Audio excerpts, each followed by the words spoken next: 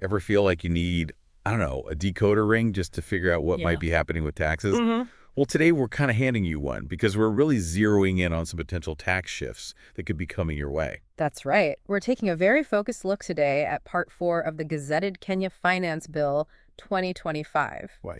And our mission, basically, is to dissect the proposals around excise duty. Exactly. We've got the official finance bill right here. That's our source material. And we're going to try and pull out the most important bits about these proposed excise duty changes. hmm Think of this as, your quick guide to understanding what might be on the horizon. Okay, so Part 4, excise duty, where should we start? Well, Section 38 of the bill kicks things off.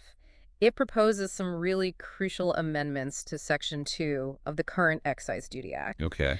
And what's quite interesting here are the new definitions they're putting forward. New definitions, why are those so important, usually? Because how you define something legally, well, that often dictates how it's treated, for tax purposes especially. Right. So first up, the bill proposes a definition for digital lender. Okay.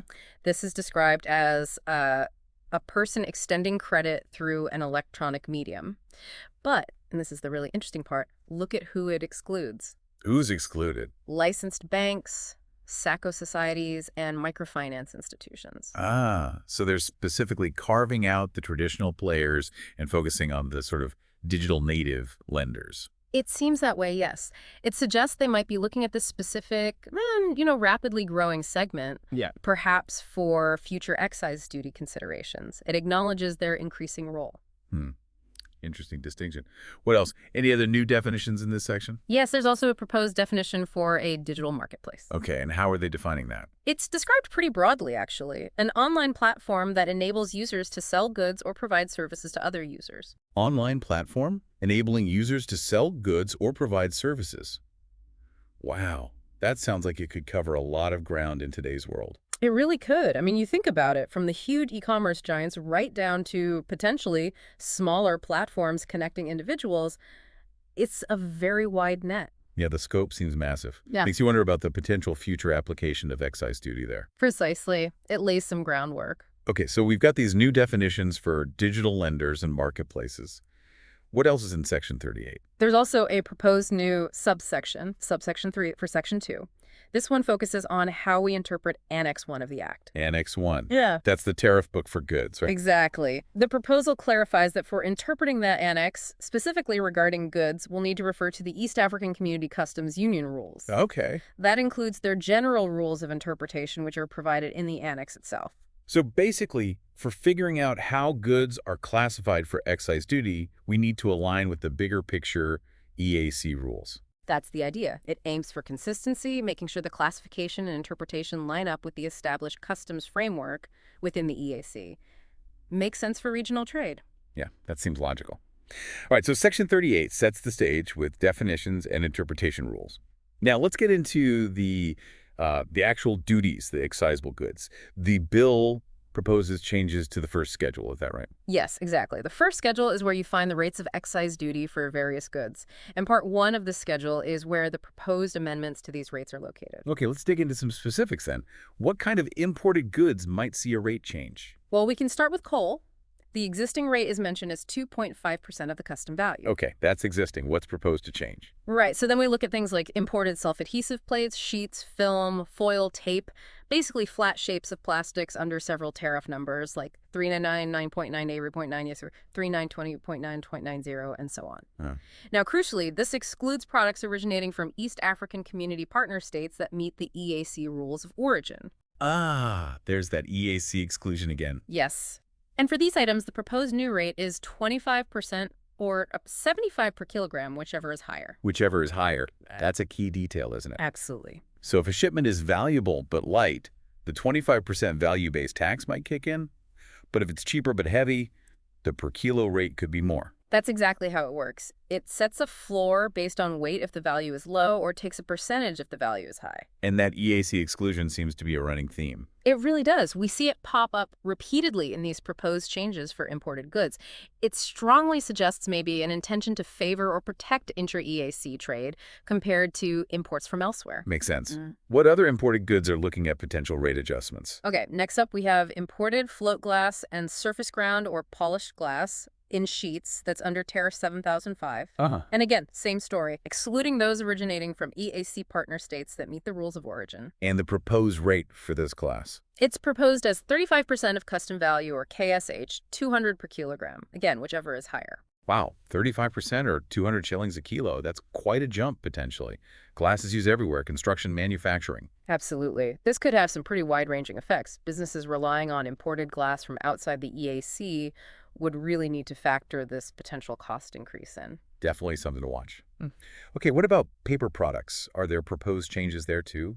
Yes, several categories of imported printed materials are also targeted. For instance, printed paper or paperboard under tariff headings 48811.41.90 or 4811.49.00. With the EAC exclusion, I assume. You got it. Excluding EAC origin goods meeting the rules. The new proposed rate here is 25% or KSH, 150 per kilogram, whichever is higher. Okay, so 25% or 150 shillings per kilo. That whichever is higher clause is definitely standard practice in these proposals. It seems to be the preferred mechanism, yes. And does this trend continue for other imported printed stuff? It does. There's then a whole raft of other imported printed materials listed. This covers various types of plastics, like polyethylene terephthalate, under a really extensive list of specific tariff numbers. A long list. A very long list. We probably don't need to read every single number, but they cover tariff headings like 3920U, 3921, 3926, 3919, and many specific subheadings within those. Right. For all of these, and again, excluding qualifying EAC origin goods, the consistently proposed rate is 25% or KSH, 200 per kilogram, whichever is higher. Okay, so a standard rate across a wide range of these imported plastic and paper-based printed items. That's a lot of different materials potentially affected. It is. It really suggests a deliberate move to adjust the excise duty structure quite broadly for these types of imported goods. Yeah, seems like a clear focus area. And there are a couple more specific paper items mentioned, too, following the same pattern. Go on. Like imported printed cellular of other plastics under tariff 321.19.90, same proposed rate. 25% or KSH 200 per kilogram, whichever is higher, with the EAC exclusion. Okay. And then printed paper under 4888.41.90 again. And gummed paper and paperboard under 4811.49.00.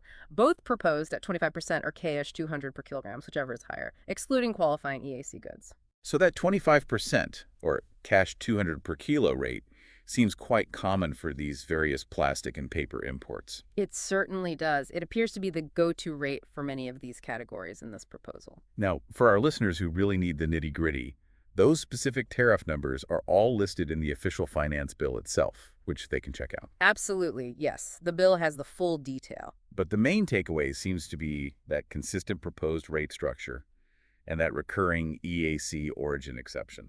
Precisely. Those are the key patterns to notice across these numerous categories of imported goods. Okay. Was there anything else significant in the first schedule amendments you noted? You mentioned spirits earlier. Yes. The schedule also lists spirits of undenatured extra neutral alcohol, specifically the high-strength stuff over 90% alcohol when it's purchased by licensed manufacturers for making spirituous beverages. And the rate for that. The existing rate is stated as liter 500 per liter. Now, in the section we're looking at, there isn't an explicit proposed change mentioned for this specific rate, but it's listed as part of the current schedule structure being amended. Okay, so noted as existing, maybe no proposed change there in this specific part of the amendment text. Got it. Right. So let's try and summarize the key excise duty proposals in Part 4 then. We've got new definitions for digital lenders and digital marketplaces. That seems significant for the future. Definitely sets the stage. And then several revised rates, focusing heavily on a range of imported goods, particularly plastics, glass, and various paper products. Correct. With that consistent whichever is higher mechanism for many of them. And that all-important exclusion for goods originating from within the East African community, provided they meet the rules of origin. That's a big recurring element. It is indeed a very significant aspect of these proposals. So these amendments, if they go through and become law, could really have quite considerable implications, couldn't they? Oh, absolutely. Particularly for businesses involved in importing those specific goods we discussed, and potentially down the line for those operating in the digital lending and marketplace sectors, given the new definitions. So the bottom line is, if your business deals with importing plastics, glass, or printed materials, especially if you source them from outside the East African community, Yes. you really need to be paying close attention to this and digging into the details. Without a doubt, understanding how these potential changes might hit your costs, maybe influence your sourcing decisions, and just your overall business planning, that's going to be essential. Okay, well, this has been a really focused deep dive into just the excise duty proposals within the Finance Bill 2025. There's obviously much more in the full bill. Much more, yes. This is just one part. So to see all the specifics, all those tariff numbers, and understand the full context of the entire bill, we really have to encourage you, the listener, to download a copy. Please do. Get the Gazetted Kenya Finance Bill 2025. We've put a link for you right in the description below this video. And looking at these excise duty proposals specifically, it does raise a broader question for you to think about, doesn't it? What's that? How might these potential shifts, ripple through different parts of the Kenyan economy? How might they ultimately influence the cost or availability of goods and services that you encounter every day? That's a great point. It's not just about the direct tax, but the knock-on effects. Exactly. So examining the full bill really allows you to start forming your own informed conclusions about those potential impacts.